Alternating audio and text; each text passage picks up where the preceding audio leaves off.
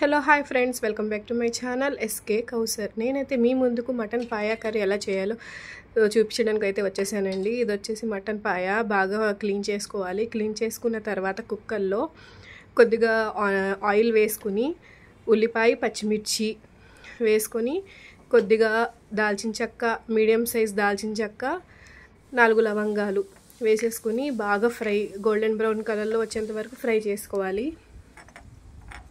Fry చేసుకున్న మిశ్రమంలో కొద్దిగా ఉప్పు, కారం, పసుపు, ఇంకా అల్లం వెల్లుల్లి పేస్ట్, రుబ్బిన మసాలా అయితే వేసుకోవాలి. రుబ్బిన మసాలాలో అల్లం వెల్లుల్లి మసాలా, ఇంకా గసగసాలు, కొద్దిగా కొబ్బరి, కొద్దిగా ధనియాలు, పట్ట, లవంగాలు, ఒక యాలుక అన్నీ వేసేసుకుని మిక్సీ పట్టేసుకున్న మిశ్రమం కూడా ఈ కుక్కర్లోనే వేసేసుకోవాలి. మటన్ పాయ వేసుకున్న తర్వాత ఇదైతే మసాలాలన్నీ వేసుకోవాలన్నమాట. ఆ వీడియో క్లిప్ అయితే మిస్ అయిందండి, అందుకని నేనైతే చెప్పడం జరిగింది.